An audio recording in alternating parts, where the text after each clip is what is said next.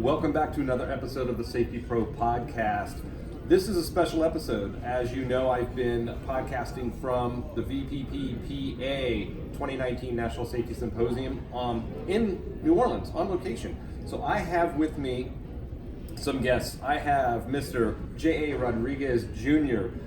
You are chairman of the board of VPPPA, is that correct? Yes, correct. Thank you so much for having VPPPA here, speaking at the Safety Pro podcast, and for you broadcasting out of our event. Absolutely, it's my pleasure. I've been involved off and on with VPPPA as a consultant with VPP customers for years, so it's a fantastic organization. I'm honored to be able to come down here and talk with all your fine members and attendees.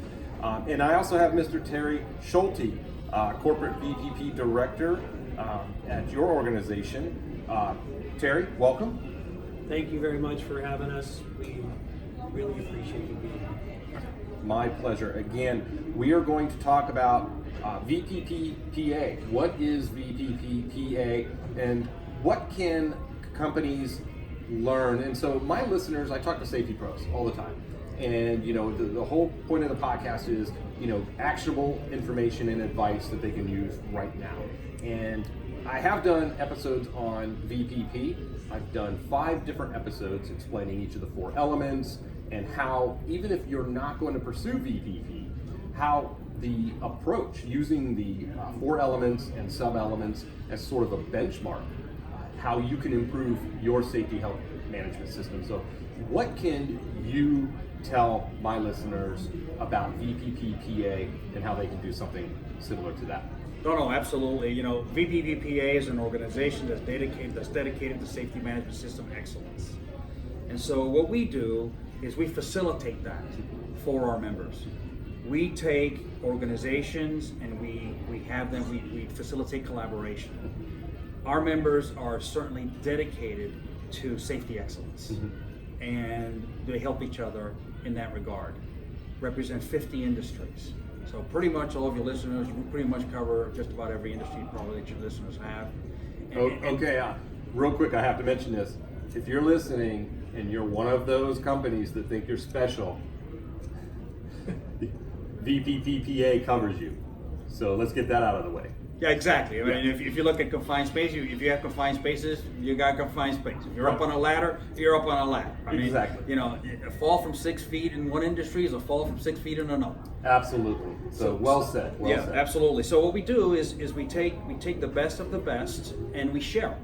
And there's no sense reinventing the wheel, right? Because any delay in increasing the efficiency of your program could be a delay in a fatality, or could be it could advance a fatality, be a serious injury, or whatever the case may be.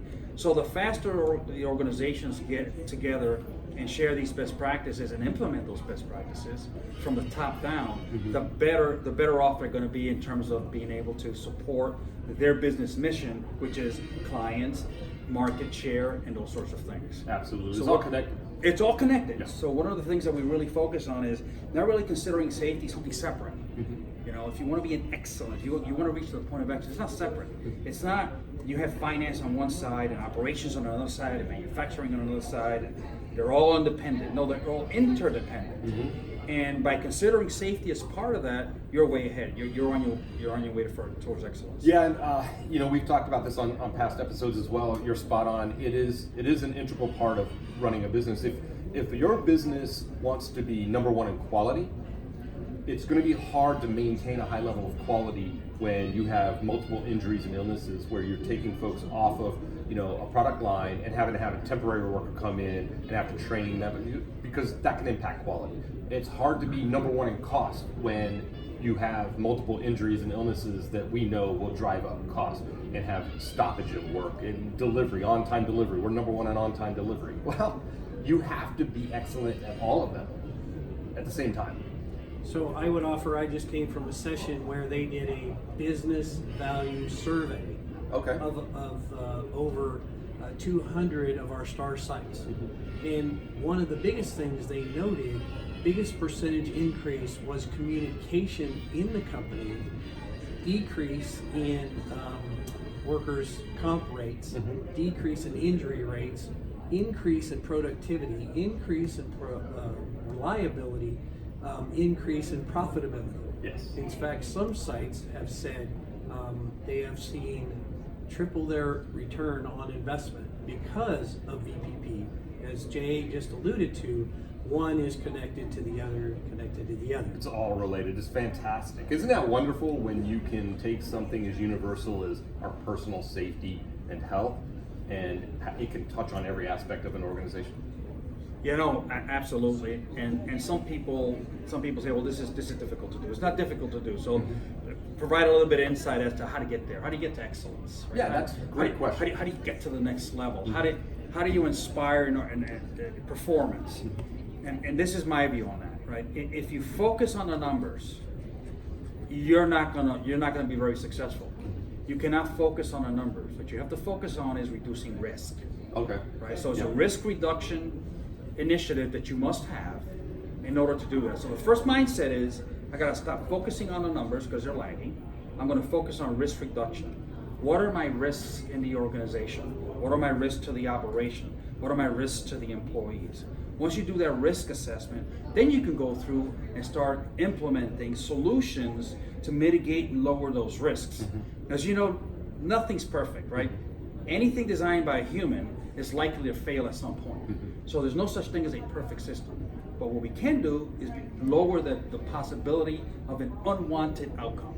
Yeah, right? Absolutely. And that's, you want to narrow that down to predictable events, decrease the bandwidth of unwanted outcomes, and then you got it done. So how do you start reaching excellence? First of all, change your mindset.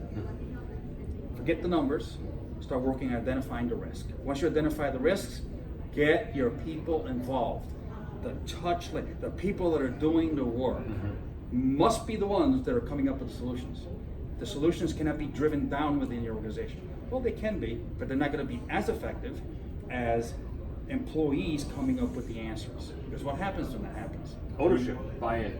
You get ownership, buy-in, and there's skin in the game because they want to make it successful. Yeah. Okay, so if they want to make it successful, who's working and trying to get? Who's the one getting injured? The people doing the work. Well, they don't want to get injured. So, getting that demographic fired up about that particular area will entice and ignite. It will literally ignite a culture change within your organization. So that's the first step. The second step. The first step was mindset, change it, turn it over to your employees. The next part is support your employees, right? So when they come up with these ideas, make them happen, right? Because you're gonna get more ideas. Back them up, yeah. The next piece of that is allow them to fail small. Because if the employee workforce fails small, they're not gonna fail big. Because failure of failure or fear of failure causes a big failure later. Right. So encourage those small failures. They become lessons, and then there you go. I was going to say failure. People miss this connection of that's how we learn, right? And so if we can do that in a controlled measure, and you say fail small, which is perfect. I love that. I'm going to steal that and use that. See, you're influencing people already. That's awesome. So what after that? What's next? So then when after you deal with the failure, and then so you got to get the support, then you get the failure, then you start looking at improvements. What are the sorts of things? This worked, this didn't work, and you start highlighting. Then the next thing is benchmarking, right? Because your organization doesn't have all the answers. Right. So the mindset of we have all the answers and we have all the experts simply doesn't work. Right. So you have to benchmark.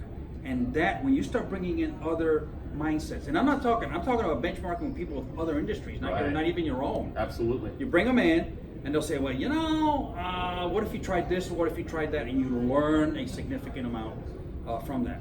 Personal involvement by leadership is the other one. You must have personal involvement. And I'm not talking about I support it in a meeting.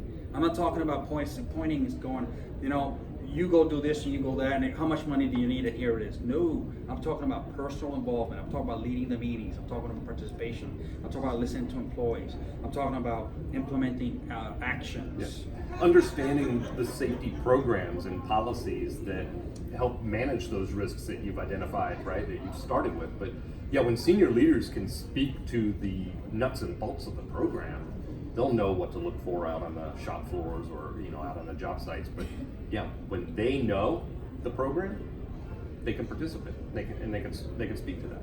Well, I think that's what makes this program so unique. As part of being in this program, management visibility is a requirement. Yes. Management, by walking around, is a requirement. Communication between employees and management is a requirement. And when you look at that, it really does help across all facets of your business. And I believe it goes back to, not only making your site the best of the best, but also helping with the business case model as well, as we just talked about. For us, when you have your employees who are motivated, they have the most risk, as Jay alluded to, and you empower them to come up with their own solutions, they will surprise you. Mm-hmm. They will come up with things that you never even dreamt could be done. It's fascinating, isn't it? Yes, yeah. It is simply fascinating. Some of the things that they come up with, it just baffles me. So as a VPP director, I tell people my job is easy. I just need to give the employees the tools, the whatever they need, or maybe a little education, maybe a little bit of some tools of paintbrushes or whatever they want, and they make it happen. So they continually surprise me on an almost daily basis. Nice. And I would say in my experience, benchmarking, Jay, when you were talking about benchmarking, that is missed a lot, that opportunity. Folks will think benchmarking is a field trip somewhere. And it's like, no. Benchmarking means we want to improve our PIT program, forklifts. Okay. Who out there is really, really good at managing forklift programs and the hazards associated with forklifts? And that opens it up to, well, I'm in the manufacturing, metals manufacturing, extrusion or casting or rolling mills, whatever. But that opens it up to maybe it's warehouse distribution center, because they're nothing but forklifts. And who's the best at that? And then you go and you benchmark that program. How do you manage this? How do you manage training? How do you schedule it with all these shifts and having to get things in and out all the time and those challenges? That's what you benchmark. HAZCOM. How do we benchmark who's really, really good at chemical inventory and labeling? Who has to deal with a lot of chemicals? So that's where it gets you out of your industry. Why do I want to benchmark another rolling mill? Right. Because then you're talking about your competition, right. And then leadership goes, yeah, we're not going to do that, and now you're right back to square one of we're just going to continue to do what you want to do. So yeah, you have to change your mindset. You have to open yourself to the possibilities that we can learn from others, and so that's great. I just wanted to make sure I pointed that out because you're spot on. You've got benchmarking is just that. It's not a field trip. No, it isn't. And the other piece of the benchmarking thing is so you have the verticals, right? So you have all the vertical programs, and you got to take a look at the horizontals also. Is who is good at safety management system excellence? How do you dissect that to make it fit your organization, to fit that culture? Yeah, what would that look like here? What would that look like here? And now it's totality. Now that's that entire piece. Yeah. So those are kind of the steps, right? And there's another one, and that is felicitation of innovation. Oh, good. So if you want a culture that's going to improve, you have to innovate. Yeah. Well, that's easy to tell an organization go innovate, but you have to establish a culture first. And how do you do that, right? How do you establish a culture of innovation? And it starts with leadership, right? So leadership has to set it, and what's important to the leader is important to the employee in most cases, right? So the expectation of innovation must be within leadership. Okay. As a forefront, right? We need to innovate. We're going to provide you and support you to be innovative. And it's very, very difficult to do that because most of us are very, very busy. We have this and that and that and this, and it's all conflicting. How am I going to have time to innovate? It is a mindset.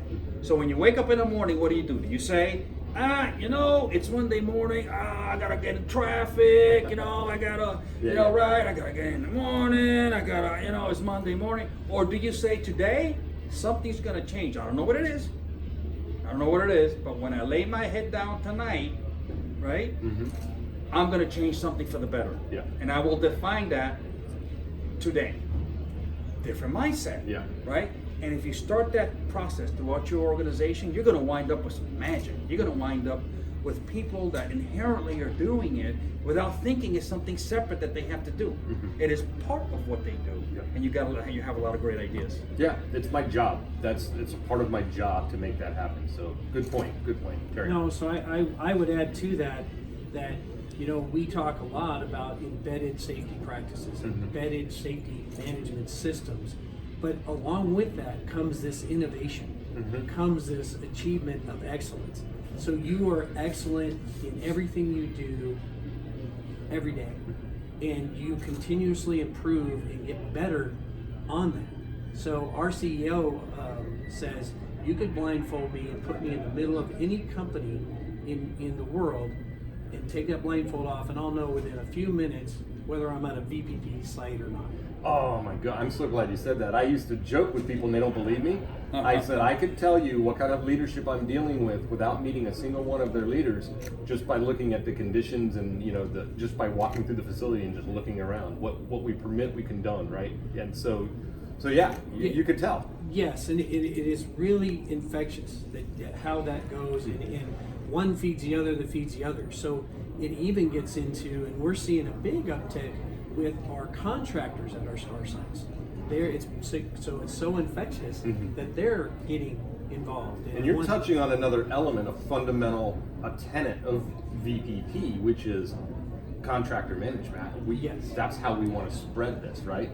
Outside our four walls. And so when you have, in some of our sites, we have multiple contractors. So you're a dozen certified contractors at a host site.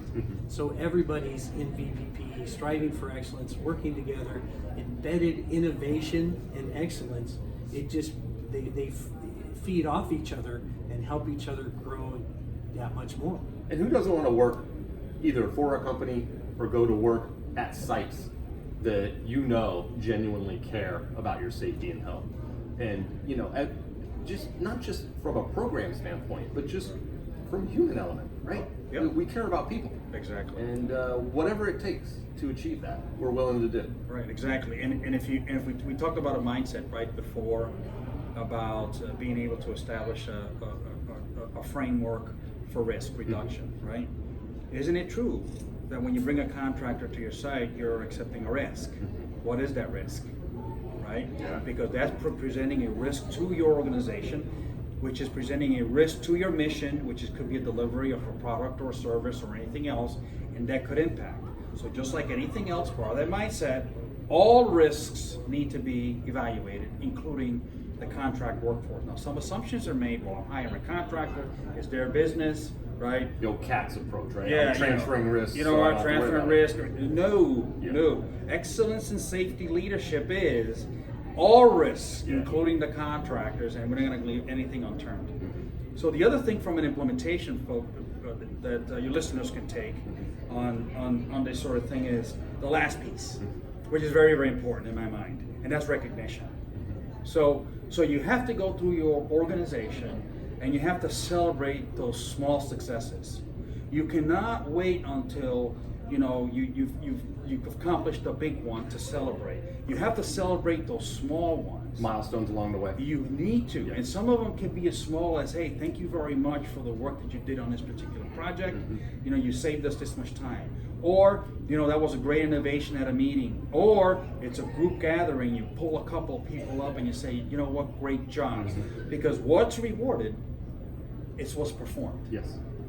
Yeah, and worth repeating. Absolutely. And we've often said that flag at the end is, yes, it's meaningful, but it's that journey. It's the only way that flag arrives is that if we do all the little things every day in a repeatable fashion, right? That we can sustain, and it's repeatable every day. And so being able to, I love that you mentioned that, to break down and be able to celebrate those small victories along the way. That's important. So good point. So one of the things that I tell people all the time, it is as important as how you achieve STAR status as achieving STAR status. So you shouldn't look at it as I got a checklist, I'm checking a box, and then I'm going to have an auditor come in and look at that. You should look at it and behind the checklist. What's in these questions on this checklist? How am I improving my work site? How am I getting everybody on the same page? How am I creating a positive safety culture that insists that everybody is engaged and their opinions matter? You're getting to the spirit of, you could pick out the 4 elements in each sub-element on a spreadsheet on the Gap tool, we've all seen these, but you're getting to, what's the spirit? Why did they insist that this needs to be present? Sure. And then what does that, and back to what Jay was talking about, what does that look like here? Right. And defining your own. So what I love about VPP is that I have yet to go into 2 organizations, even 2 locations within the same organization, and have them look exactly the same. Right? You get to create your own path. You get to define what that means to you. It is very much performance driven. So it's a fantastic program. Yes, our company has 31 star sites, and I can tell you. Wait, how many? 31. Wow. So, and we have, each one does it differently. Yeah. Right? And that is the beauty of this program, because it's not a canned Not safety one size fits all. system. Yeah. Right. It allows that individuality, that flexibility for the program. So that really means a lot. It takes on a personality. You feel it every day when you go in there. Well, it does, and then so how do you shrink wrap this? Yeah. Right. How do you kind of bring it all together? How do you take an organization and convert that particular culture? And the interesting part about that is that it can be done by tying it to mission. So if people believe in what they do, the likelihood is very high that they're going to go above and beyond, even at home, right? Mm-hmm. They'll bring it home, they'll bring it to work. Believing in what you do is very, very important. So you have to have that mission. What is it for your organization? Right? It can't be, I want you to be safe. That's not going to work. It can't be, we've provided you with the resources. It can't be that. Perhaps, like, I'm out of the defense industry. We're very, very passionate about protecting our warfighter, protecting our nation. Well, how are we going to do that if we're hurt? Mm-hmm. How's That's mission critical. Yeah. But how am I gonna, if I really believe in that mission, Yeah. how can I accomplish that if I'm gonna be hurt? So what is it for your organization? Find out what that mission is, right? Yeah. Transcend that mission throughout the entire organization so that you get belief in something other than, it'd be not, we don't want you to get hurt, it's a value of ours, it's a priority of ours, no. There's something greater than that. So that's how you kind of shrink wrap this whole safety management system excellence. Yeah, when I remember my aha moment years ago, I was dealing with a quality manager, and first of all, nobody wants to see anybody get hurt. This is a basic human tenet. Okay, so that was all. Taking that off the table for this discussion. He wasn't advocating. He didn't care about some of these. Well, his mission was quality systems, quality is quality, product quality, and getting product out the door, right? So the only way I could get this individual's attention was quality. What is it about quality? How do you manage quality? And it's about reducing waste, eliminating waste, things like that. Unplanned stoppages at work and things like that. And I said, well, that's what an accident is on your line. It's an unplanned stop at work. It creates waste in the process. And our mission is to eliminate waste in our process. Right. And so I had to almost say it in his language, and I know it's not popular, but it was the only thing I could think of at the time to get this gentleman's attention, and it clicked. And so he was able to now talk to employees that maybe didn't quite get it. He was able to put it in terms that they understood. He says, "Well, what are you driven by?" He was like, "Production. I want to feel like I'm a value to the company. I want to produce it." You can't do that if you're in the clinic, even on a minor first aid, because you're not here. So if that's what motivates you, is doing good work, let's define what good work is and frame that in a different way. And it goes back to what Jay talked about at the very beginning. It changes mindset. Yeah. And that's powerful. So for me, I couldn't agree more. It is the attention to detail that really gets you going. One of my first mentors, he came out and looked at our site, and we had smoking posts, and we had cigarette butts that were on the ground. Oh yeah. And he said, well, you're not ready for VPP. You don't have management commitment or employee engagement because of these cigarette butts. And I challenged him a little bit And his explanation is still stuck with me to this day, which is either the employees don't care enough to put the cigarettes in the butt cans or clean them up or whatever, and the management, same thing. They don't care enough. They are giving people enough time to do it. So that tells me that you don't have management commitment and employee engagement. Yeah. And that focuses across everything, right? So in that plant, you know, a lot of productivity, attention to detail is what's really needed to maintain that. And so one gets the other. Yes. Yeah, we often use the phrase safety. So a lot of times it's about sweating the small stuff. Yes. And if Yes. you read any of the information on the broken windows theory, you know that holds true. I mean, there's empirical data to support that. But you're absolutely right. You can look at that and say, well, this represents many other things in your organization. So that's one of the telltale signs on whether you have a culture. So housekeeping drives the boat is our saying. Right. Right. Yeah. It is an indication of how the site operates, Yeah. and that affects productivity, product quality, all of those above. Absolutely. Yeah.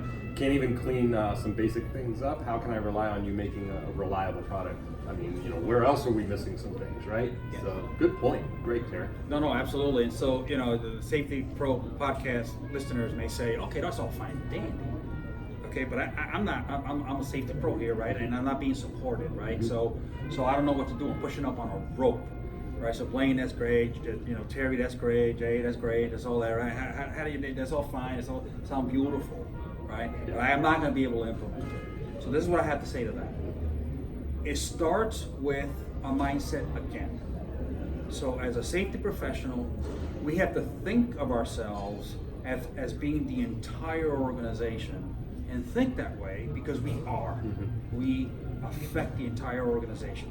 Our mindset needs to be that we have to learn the language of finance. Yes. We have to learn the language of operations. We have to learn the language of mission assurance. We have to learn the language of HR. We have to learn the language of the entire organization. You know why? Because in most of the meetings, those people are sitting there, and you have to be able to articulate and present in a way that they can all understand what you're trying to do. Yes. So in order to sell this, you have to be able to, you can't be illiterate to what's going on in your organization. Yes. And that is the best way to be able to sell it. And you won't be pushing up on a rope. As a matter of fact, if you feel like you're pushing up on a rope, you gotta look internally. Yeah. You have to doing shift. something wrong. You're doing something wrong. You gotta shift your mindset and go, what is it? Find out what that is. What is important to the organization? Do you know what that is?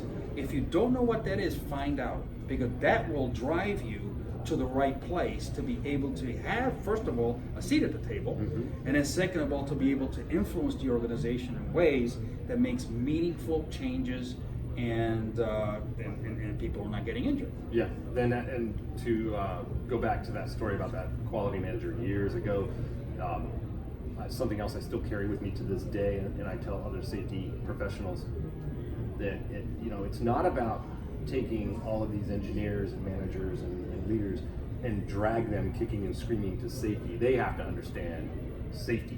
And it's like, no, your job is to be able to articulate what it is we're trying to achieve in terms that they understand. We're all in this together, and it's not about, getting a pat on the back. It isn't about a rite of passage, and they need to understand this jargon and these 3 and 4 letter acronyms. No, that's not what it's about. It's about, what are we trying to achieve? What's the mission, right? And, how can we get there efficiently? And what's the best way to get there? And so you're spot on. So listeners, if you've ever questioned anybody that's ever said, even myself included in past episodes of, you have to put it in terms that they can understand. We have somebody here who walks the walk, talks the talk all the time is saying that. So you should probably take that to heart. Yeah, and I would add, there's a lot of challenges. If you look at culture changes in any organization, they will tell you that last group to usually come on is your middle management, middle supervisors, the middle squeeze, middle squeeze, and they are getting squeezed from both ends typically. What I would communicate to any of those folks who are listening is get on board, because it's going to help you so much more. Instead of you being responsible for everything, you have now all the employees who are engaged, helping you in doing that. The same with managers. Yeah. They are now helping you. So as that middle management, middle line supervisors, you now are able to delegate and get more help with what you were doing before. Yes, absolutely. And from a professional development standpoint, you know, I don't care what we're talking about, safety or leadership, that is the time you need to learn to develop those skills. Not when you go to get the next leadership position, right? Develop those now. This is the best way to do it. And safety and health, it is by and large one of the cheapest employee benefits programs an organization can roll out. It really You're is. talking about HR leaders and benefits managers. I know quite a few listen to this podcast, so listen up to that one. Workplace safety, just taking care of your workers, it's a huge employee benefit. No, it is, absolutely. And so, you know, one of the things to be able to move on to the next level for your listeners is this. So most people will take difficult situations as something negative, right? So an avoidance is one tactic to do that, or, you know, whatever, shutting down, whatever the case may be. But in fact, difficult situations is when you grow. Yes. It's when you grow. You know, there's a lobster story. Did you ever hear the lobster story? You know, yeah, I think I know which one you're going to. So you know, the lobster, you know, gets there and all of a sudden it starts outgrowing its shell, and it has a choice. You either get out of your shell, right? You get out of your skin, or you're going to die because you can't. You know, you're going to die. So you have to get out and grow another one. You have to kind of be strategic of where you are, so you don't get caught, right? You'll be vulnerable. You'll be very vulnerable at that particular point, right? But then you go back and you grow a bigger one, bigger shell. So vulnerability, allowing yourself to be vulnerable, is one thing, and accepting the fact that it's not easy, but take it on as a challenge, because with every challenge you grow. You grow as a professional, and you grow more. And if you look at it that way, you want to get up on Monday morning. Yeah. You want to, you know, you're excited on Friday to get back on Monday mornings. Yeah. Because you're making a difference within the organization.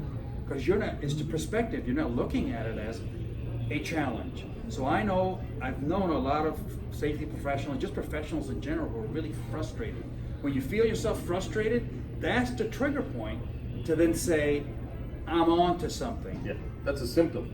It's on to something Yeah. that I'm going to grow from. There you go. So I'm going to accept that, right? And then you feel so much better. So weight off your shoulders, and the blockage and you know your vision gets a lot wider. Yeah. You don't get that tunnel vision. You don't get the tunnel vision, and it's just acceptance of that challenge. That I find that for most safety professionals, that's what it is. You know what? We have a great profession. I mean, what profession? Think about it. What profession on the planet can actually impact somebody at work and at home? You know, I mean, it's very few professions. So it's one of those things where you can't let a challenge distract you from the end goal, which is doing that. Yeah. And so that's the key. It never ends well in that case. It never does. ends well. It never Either does. professionally for you, or for somebody else at the workplace, or for the organization. Long term, it has negative consequences. So I love that. That's a great motivator. I would challenge all listeners. Listen to what Jay is saying. If you feel yourself getting frustrated, think of it as a challenge. And it goes back to what the first thing you said. Mindset. It defines so much of our life and work or at home. It's that basic mindset, how we look at things. It is. Classic example on that. So I had somebody come up to me and go, you know, you're always so positive, right? I mean, you know, life is not all full of rainbows and butterflies, right? And I go, okay, so what are you going to say next? He goes, well, I want you to answer me a question. And the question is this: is the glass half full or half empty? Right? So I looked at him and I said, well, that's quite interesting, but there's another option that's there. And they go, no, it's either half full or half empty. I said, no, you're focusing on the water. The glass is always full, right? You either have water or air. It's always full of something, right? That's the third option. And that's how you have to look at things, right? So it's always full. Don't focus on any one of the areas, because it's going to divert you, it's going to tunnel vision you, and everything else. So, you know, the positivity in what we do is a requirement for us to be, number one, successful in our careers, and number two, for us to be viewed as valued agents of the organization. And being a valued agent of the organization is the golden key to the kingdom, right? Because if that's not there, you're not going to be influential. Good points. Good points. So let's, I appreciate your time, and I appreciate my time here at VPPPA. So a couple of things. The Voluntary Protection Program Participants Association, I've said this before, it isn't just for companies that are pursuing VPP, either intend to or are actively, applying for the partnership. But what can non-VPP participants get out of the association? So, very good question. We have, as Jay pointed out, we're across 50 industries. We have safety professionals in all of those industries that can help you with basic safety compliance. So, in fact, I've gotten multiple calls from multiple OSHAs saying, hey, this particular site is getting some repeat citations. Can you go in and help them?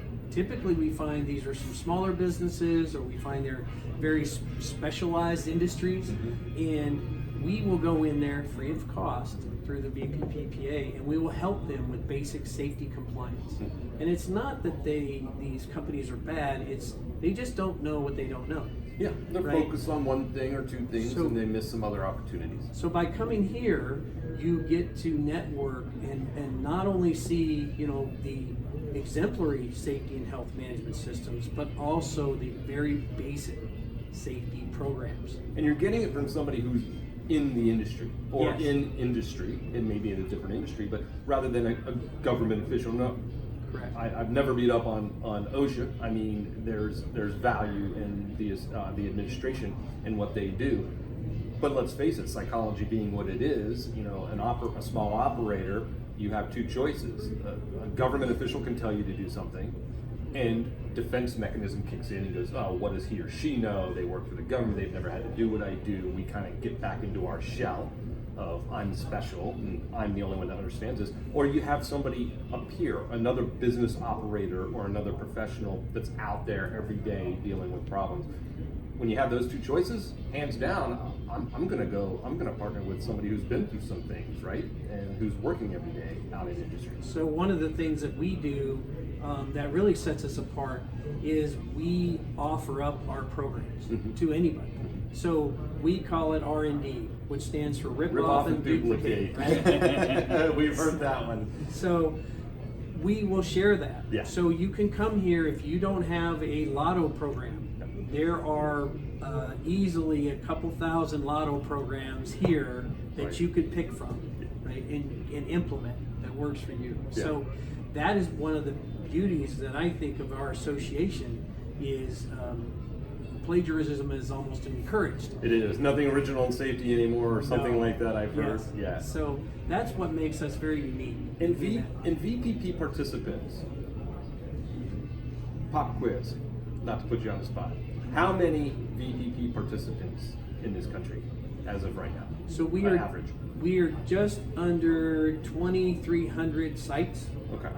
And just under 1 million American workers. Well, Okay. I'm going to stop saying American.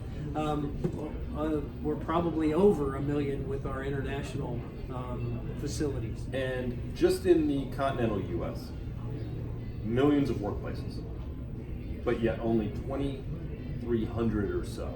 So it's 0.05%. 0.05%. I knew somebody knew it. And that's why you are J.A. Rodriguez. That is an exclusive club. It is. That is the best of the best. So what I'm hearing is I have an opportunity to learn from the best in class in this industry. Yeah. And they're all members of this association. Yeah, and so here's the deal. So I have an analogy that I like to use. If you're a person and you're going to build a house, how long would it take you personally, one person, to build a 3,000 square foot house? Yeah, a long time. Long time now. Wait a minute, does it have to stand? Yeah, it has to stand. Oh, well, it's going to take longer than I thought. It has to stand. Now, you call VPPA for help, and you've got thousands of crews going there that are specialized from everything that you need. How long is it going to take you to build a house then? A week, a month? 2 months? Oh, it's going to get built. It's going to get built. It's going to get built fast, and it's going to get built right. That's So gonna be which strong, house? yeah. So which house do you want to build? You know, do you really want to go through that process, or you want to get professionals that have done it, that have gone through the process, that know that you can't overmix concrete, undermix concrete, you know, that know how to lay this out. Right. And you know, do you want that? So, you know, many organizations are that one person. They feel as though they're on their own, and they're trying to build a house on their own, and it's going to take them a long time. In the meantime, they're injuring people. That's the worst part of it. Yeah, right? every day that goes by. Right. VPPA members, it's a community of people coming together to build that house faster.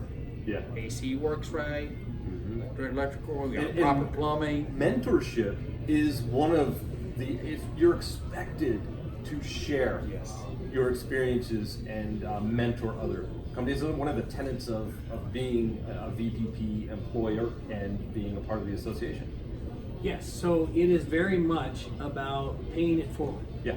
Very much about mentoring. And what we've discovered, particularly in my own case, in my multiple companies that I've worked with, by mentoring, you get better.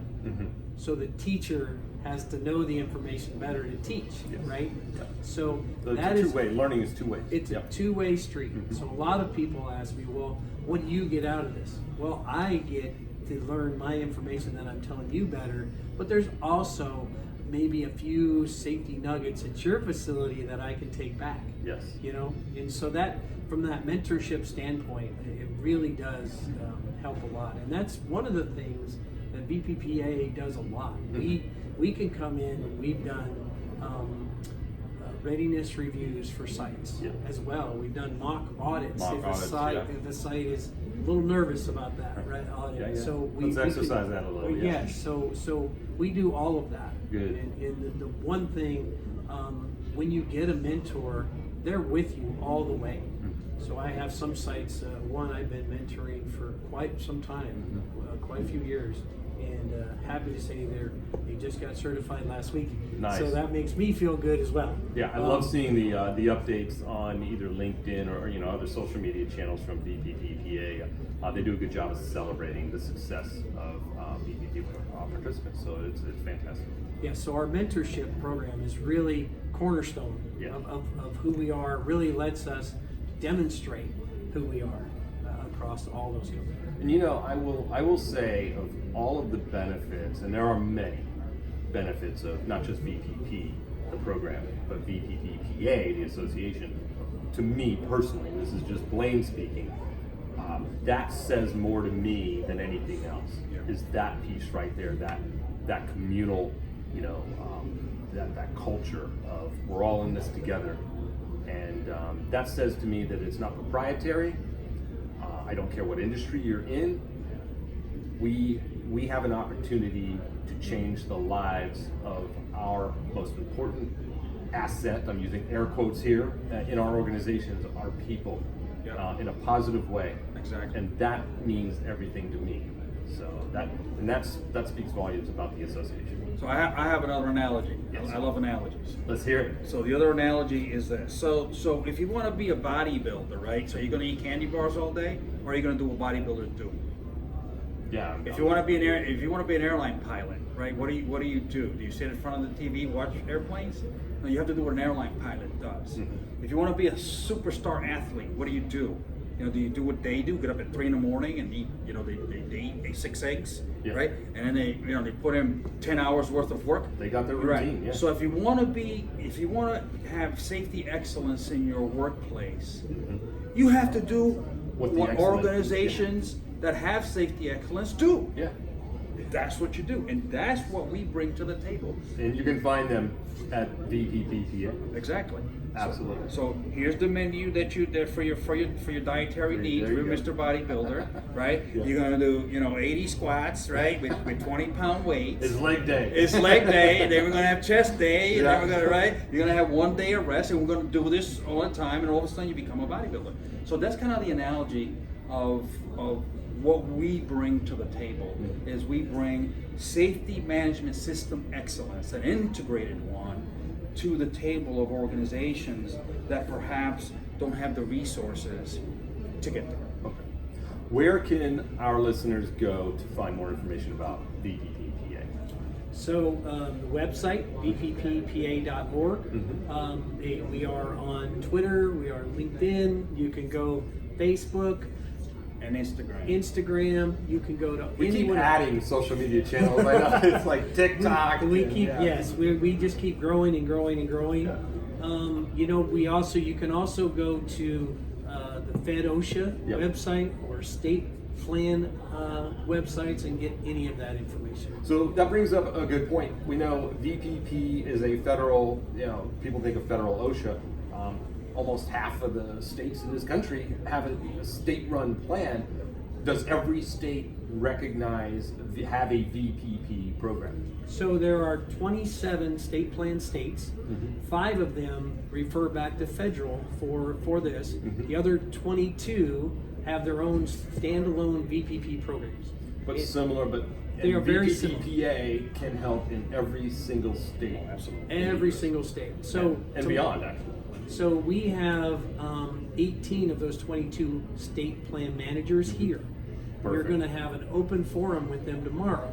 We're going to do benchmarking between all of those 22 states. So we're actually helping OSHA improve their program. Yeah. So that's how that's fantastic. working. Hey, look, all I got to say is when OSHA calls your company because they have another company that's struggling with something, that says everything to me. When they imagine OSHA calling your company for help, that's huge.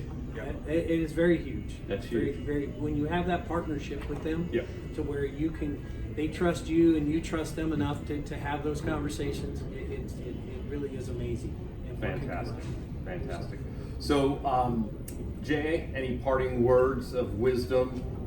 Maybe another analogy. What would you like to leave the listeners with as we wrap up this incredible interview? I do have another analogy. Perfect. And that is that there are no mountaintops.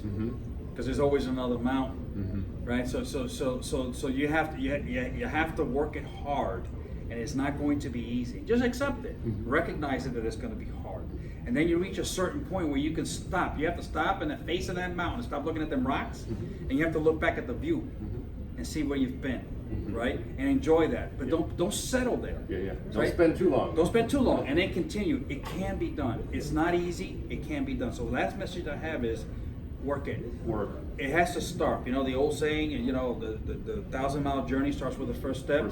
And the first step is one of the hardest. It's like the laws of physics, right? You have inertia, it's difficult, but once it gets going, you're good to go. So the message is, from a pro perspective, you can do it.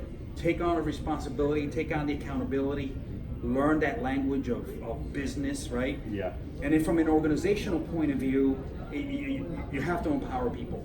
Once you empower the people, everything else falls into place. Perfect. Sounds great. Terry?